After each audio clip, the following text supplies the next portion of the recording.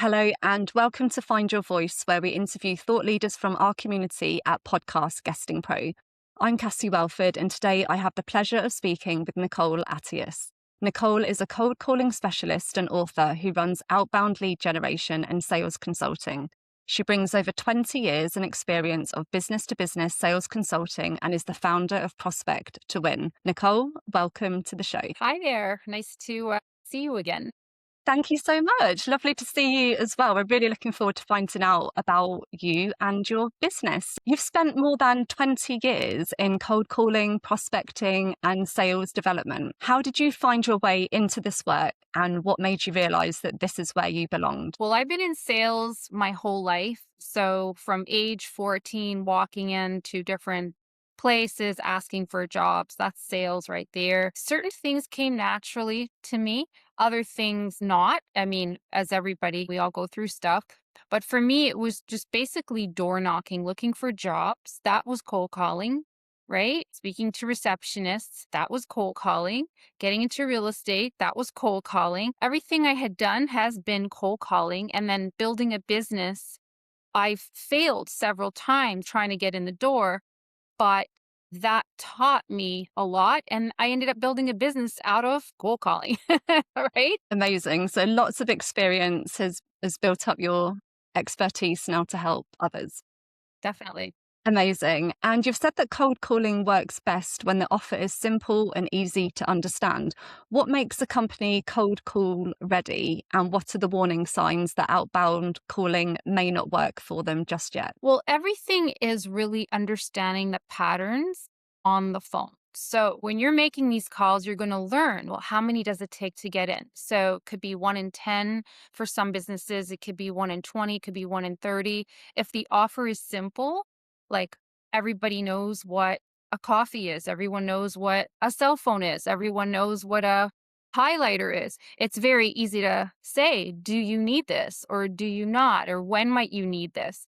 Because the offer is very straightforward. But when you get into like complex offers and they're more technical and you're speaking to maybe an audience that doesn't know what these terms are or what it all means, they may need your help, but it takes too long over the phone to explain it. In those situations, I've always found cold calling to be a challenge. In a situation where the offer is simple, there's a timeline, it's clear, even real estate, residential. Are you moving? Where are you at? It's very easy to understand. Yes, I need it. No, I don't. That's where cold calling works really well.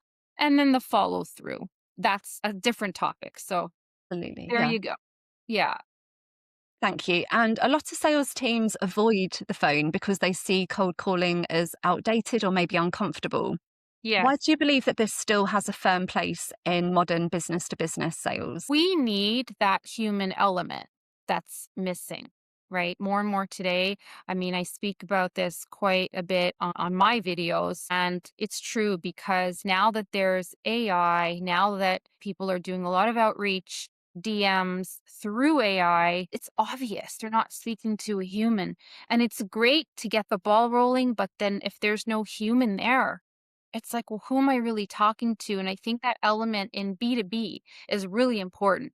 In businesses where you're dealing with people, you do need to have that interaction. You need to understand the whole sales process. That's why it's not going anywhere.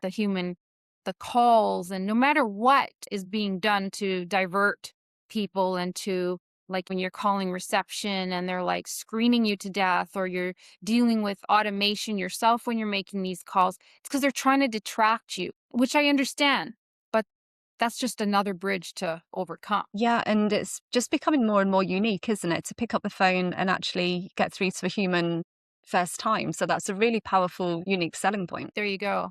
B2B, I mean, you're dealing with people, right? Yes, absolutely. Like saying, as AI is becoming more and more predominant, keep things the way that people like, keep those connections. It is important, especially if you're building trust and rapport For sure, in that definitely. in that business. Fantastic. And many businesses are active on LinkedIn, but a lot of them struggle to turn that visibility into meetings. How can cold calling strengthen a LinkedIn leads-led strategy? Well, you're obviously getting the outreach through LinkedIn. You can start off by actually leaving a personal message on LinkedIn.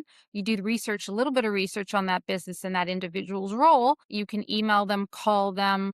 It's a different process. So, cold calling in that regard is going to look different than a company providing you with a lead list to call, right? It's just a different strategy, and maybe you're doing 2 or 3 different forms of outreach. So you've got the LinkedIn outreach, you've got the email outreach, and then you got the phone outreach.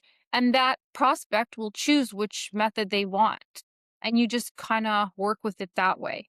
And the call is a good follow up tool because then you could say, we communicated on LinkedIn, and you can take it, which again, you're following the lead of the prospect. I like that. Let the prospect lead because they're always right. There you go. And when a sales script fails, people often blame the script or the words on the page. In your experience, how much of successful cold calling comes from the delivery, the rhythm, and the confidence? The script is great when you're starting. Like in our business, companies will provide us a basic script. I like to pull bullet points from it so it sounds more natural, but really, like, you're testing things all the time. There is no one magic script. It's a kind of a combination effort. It's number one, getting in, number two, speaking to the right decision maker, number three, making it simple to understand, that we talked about originally. All those factors together will determine if it's going to be successful. So, good leads, which usually comes from the company side, good script, you can play with that. And then the follow up and the follow through, if those elements are there, you can do very well with this. If one of those elements are off, then it might not do so well. Fantastic. Leading on from that, what mindset does someone need to have to succeed in cold calling, especially if you're dealing with rejection, gatekeepers, or a low response rate? Well, yeah, the low response rate is like makes your heart drop to the floor, right? Nobody likes that feeling.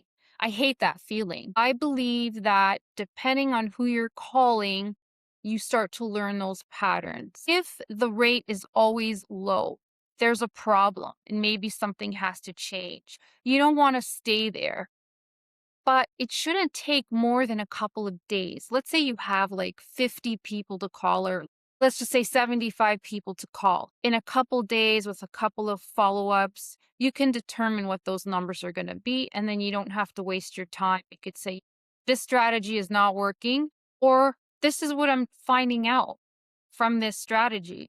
It's going to take 1 in 20 calls, or 2 voicemails is max for this type of business. In another business, it might be 3 voicemails. But very quickly, you learn what those patterns are, and then you determine, do I keep doing this and do I keep getting these results, this pattern, or do I stop and not do it at all? And that's the hard part, the hardest part. Once you know that information, it's not hard anymore because now you know what to expect, and you get the motivation and the mindset aspect through these trials. Then you're like, oh, yeah, I just got in. And that's like a very good feeling because you did it, you got in, and now you know what you're working with. And that can be used to develop the momentum. But if you don't get to that part, then you have to ask, is this going to work or do I drop it? For growing companies that have got small sales teams and they're trying to do this all on their own, what are the biggest mistakes that they make? I think not knowing what those patterns are and maybe not recording what's happening with the calls. So having a good CRM. I mean, most companies will have a good CRM or a decent CRM. But I think really analyzing what's happening, how many calls does it take? How many voicemails does it take? Knowing when to follow up, not just like, okay, I'm going to flip a coin today. I'm going to call these people. I'm going to flip another coin tomorrow. I'm going to call those people. Oh, this is not working, right? That mentality kills it right there. And I understand it too. We've all been there, right? So being more strategic, Yes, having a plan and seeing it through. correct. Amazing. And would you like to share with us a positive client testimonial of success that you've had with one of your clients? Sure. I mean, they're all on the website, prospect2win.com, and it's the number 2. So prospect2win.com. There's a few really good ones there. They're all corporate clients, and have a look. Fantastic. Would you like to share that we can direct people there, but do you have one that you would like to share an example of, like, the problem that they were having and then you worked with them and then the outcome that they saw? Yeah, I mean, one of them is Global Furniture Group. You might know them in the UK. And basically, like, they're a large organization. So we've worked with them for a few years now. It's been a while, time flies. And month by month, they're sending us these leads and we're translating into business. But again, it's a cycle. It takes time, it's build up, it's follow up. Sometimes we make calls and we get in right away. Other times, no, it takes months and it takes the follow up. And then the need comes at the right time and boom, a deal. There comes the deal, right? And that's the part that people need to see. They need to see the follow through because this is not an easy sales game, No. right? It's not easy No, and you've got to have that consistency. Like you said, it can't just be sporadic. It needs to be a long-term strategy to see long-term results. for sure. Fantastic. Nicole, is there anything else that you would like to share? I would love to ask you how people can contact you. You mentioned your website, but feel free to share that Sure. again, and your favorite social media platform, and any closing thoughts that you'd like to share. I would say, reach out to me on LinkedIn because then you get to read about me personally, not just prospect to win. You get to know my background, who I am, what I've done, that sort of thing. And it's all there. Nicole Attias on LinkedIn. Reach out to me. Perfect. And we'll tag your website as well below the episode so people can have a look at those testimonials and reach out to you via that as well. Fantastic. Well, Nicole, on behalf of all of us, I'd love to thank you for joining us here today. We're really looking forward to continuing working with you and wish you all the best for your future success. Thank you so much. It was fun. Thank you so much. And thank you for listening.